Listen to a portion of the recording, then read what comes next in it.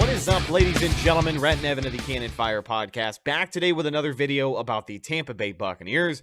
Joining us today, our good buddy and friend, James Hill, aka Mr. Bucs Nation, here on YouTube, coming to you with the latest breaking news from the Tampa Bay Buccaneers. Offensive coordinator Byron Leftwich has officially been named the next head coach of the Jacksonville Jaguars. Now, we are not entirely sure who on this Bucs staff he is going to be bringing with him. We'll have a separate video detailing some of the departures the Bucs are going to be dealing with, if many.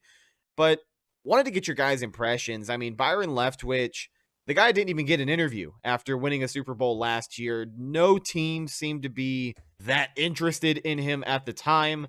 This year, he gets a couple of interviews, and the pair of interviews he has with Jacksonville gets the job done. So, what are your first impressions, Evan, and what do you think the biggest changes to this Buccaneers team will be in 2022?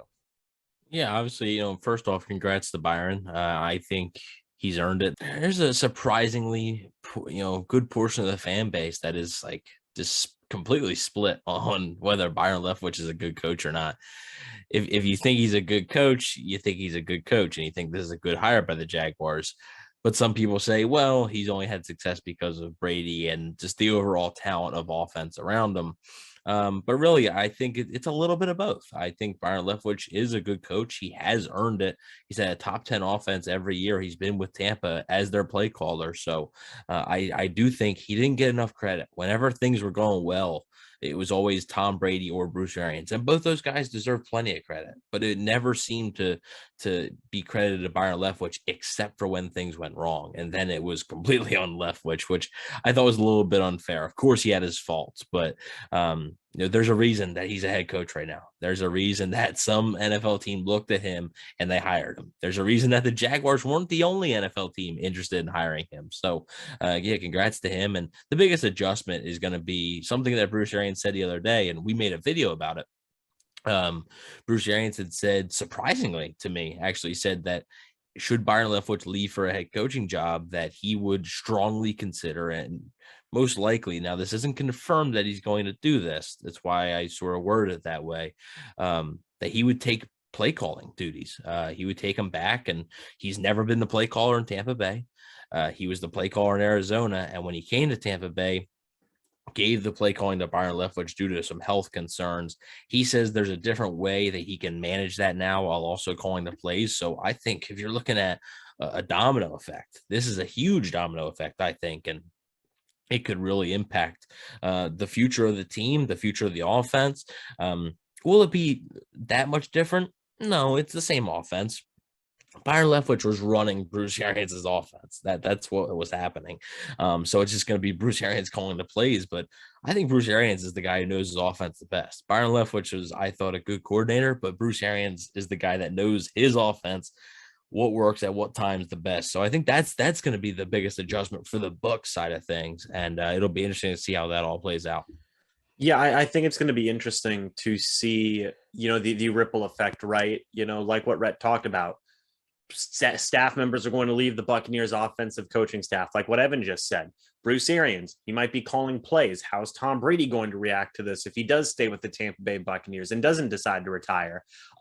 Ultimately, like Evan said, I'm proud of Byron Leftwich. There have definitely been times where a lot of people have been critical of Byron Leftwich, and I think in some cases, understandably so, right? But if you look at the big picture, you look at what Byron Leftwich did overall as a whole as the offensive coordinator for the Bucs, it was way more good than bad, right? We've seen other coordinators in the history of the league, like Adam Gase with the Denver Broncos back whenever Peyton Manning was there for 4 years, go off and get jobs, with other, get head coaching opportunities. In the case of Adam Gase with the Broncos, it happened twice for him with the Miami Dolphins and the New York Jets. So I think that this is, Leftwich is due for a head coaching position. I think he will do a good job, better than what Adam Gase was able to do there in his head coaching stints, because, I said this in my video, Byron Leftwich is a player's coach. He is going to make those genuine connections. He is going to be a leader of men, which again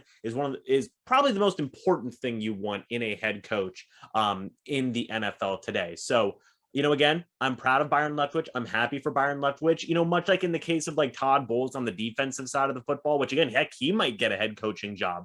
I'm sure we'll probably be able. We may be talking about that in some point. But again, much like in the case of Todd Bowles, Byron Leftwich on the offensive side of the football, I think he has gotten a bad rap too many times. Overall, way more good than bad. He was a good offensive coordinator, and now I think he'll be a good head coach for the Jaguars. So with the update that Bruce Arians is possibly open to calling plays again, the question also becomes, who's going to be the next offensive coordinator in Tampa Bay? We actually put out a video a couple months ago almost now, talking about 3 potential options for Tampa Bay. I think all 3 of the guys in that video still relevant, so go check that out if you haven't already.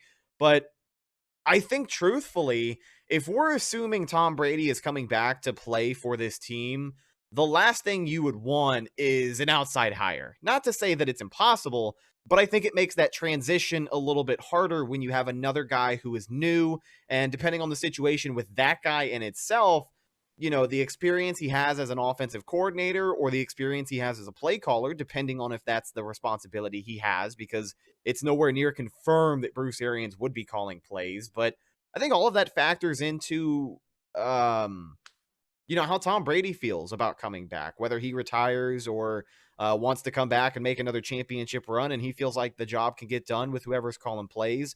Seems like there's a little bit more trust between Bruce Arians and Tom Brady as far as BA being a play caller. But if there is a new guy, it seems like there's an incentive for the Buccaneers to hire from within. Guys like Harold Goodwin, if he's still on the roster. The less turnover you have in that department, the better. And I think it makes that transition easier for everybody.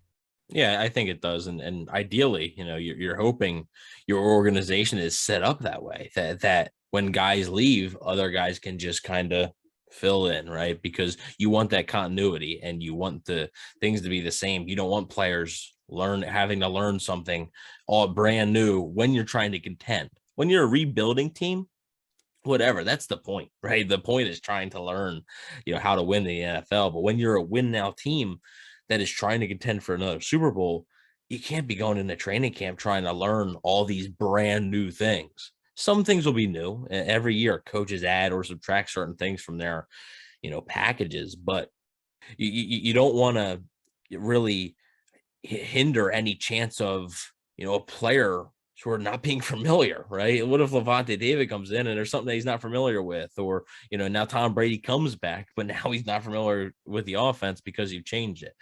Hiring from within prevents that, really. And we talked about, I believe Freddie Kitchens was a guy that we had listed on that video. There's a connection with Bruce Arians. But would Freddie Kitchens come in and run the same exact offense? No, he wouldn't. There would be a learning curve there.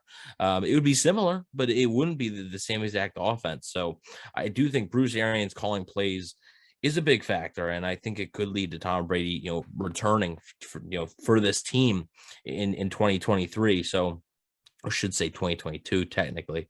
But yeah, I do think Bruce Arians calling plays, keeping that continuity is definitely important and something the Bucs are aiming to do. Yeah, absolutely. I got to agree with that. That's important, especially, in any situation, but the Bucs have a very, specific situation with Tom Brady where, you've really got to have continuity for at least one more year. Right. And then it's such a limited window. Right. And then you can begin to, maybe bring in some extra outside help if you need to. But, we've talked about, hiring from within, it may get trickier. It all depends on who Byron Leftwich takes with him to his coaching staff in Jacksonville. I know Harold Goodwin, all 3 of us have talked about this. Harold Goodwin, we may think is the guy who slots right in as the offensive coordinator. I don't think that he would go to Byron Leftwich's coaching staff, but of course you don't want to take that possibility out. So there's definitely a lot of interesting avenues, a lot of interesting paths that this could go. Much like what Evan said there, the most important aspect, which is almost like it might forcibly happen just for the sake of continuity, is Bruce Arians calling plays. It's almost like it's either that or, you have to have a new guy come in and make some more tweaks and changes, so it almost forces Arians to have to call plays. Again, nothing confirmed yet, but it definitely, like Evan said at the beginning of this video, has a ripple effect, has a domino effect. And we're going to have to really wait and see how all of this shakes out on Byron Leftwich and the Jaguars side of things before we can truly see how this is going to be able to develop and shift and change on the Buccaneers side of things. So there's still a lot of stuff to be developed here in this, big process happening. But, we have some potential theories and answers as to what could happen, which I think is important. And as we start to wrap things up, one more thing that's important to note here, the Buccaneers will be compensated for Byron Leftwich being hired as the new head coach for the Jags. 2 compensatory third-round picks, one for 2022 and the following season in 2023. Evan, what is the update on that new rule? Because it's still kind of a newer thing in the league. Yeah, so it's a rule the NFL has been putting into place, and it was put into place, I believe, last year was its first year. And it's a thing to try and get minority coaches and GM candidates more opportunities to become head coaches or GMs in this league. So anytime a team has a head coaching candidate that is a minority, and they interview for, in this case, Byron Leftwich and the Jaguars, Byron Leftwich is leaving the Buccaneers for the Jaguars. Since the Buccaneers had a candidate, the Buccaneers will then get rewarded 2, not 1, what I originally thought it was just 1. It's actually 2 third-round comp picks. And the same thing for Todd Bowles. The interesting thing, and this is actually a difference from when we did James's video. Apologize, James. I'm going to drop some more info on this one. Todd Bowles could very well be hired, right? We don't know. He's still a name in some head coaching circles, right? We don't know. Minnesota, Vegas, I think, is going to interview him soon. So he's still getting some interest. I'm not sure if Todd Bowles is hired. I'm not sure if that means the Bucs get another one. So they would have 3 for 2022 and 3 for 2023, because the rule when a team has a head coach and a GM, I believe instead of just you get another one for each year, instead it's 3 straight years.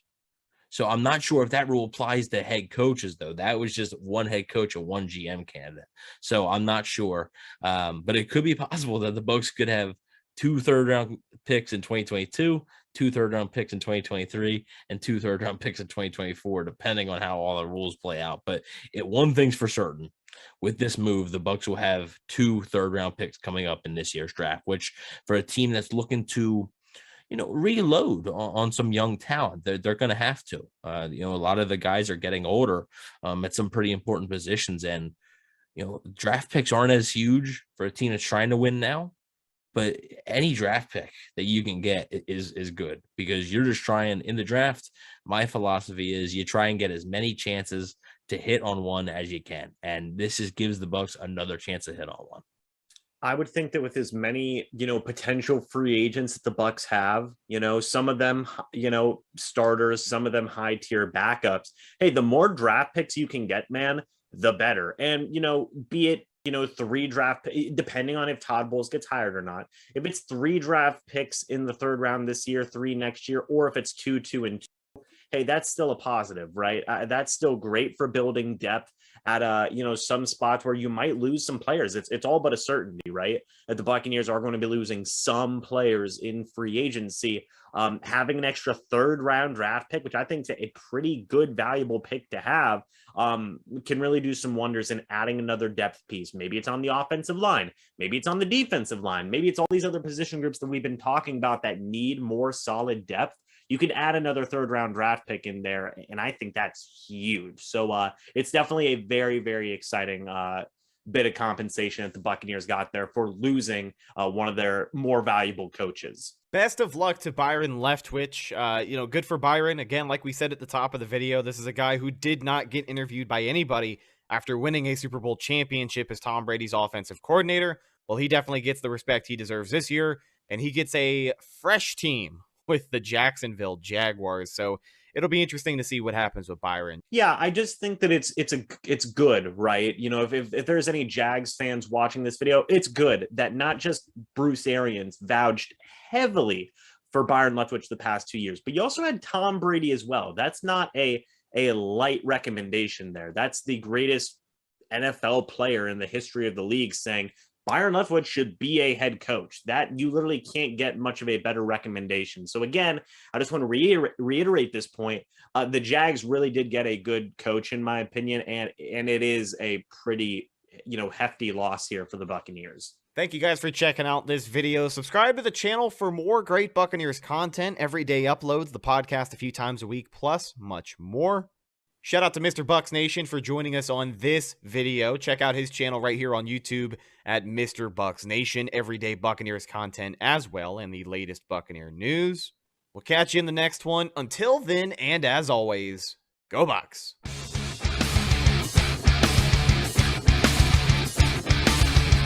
Tampa Bay Buccaneers from the 48-yard line. Second down, 13. Brady lobs one downfield. Caught ball by Gronkowski.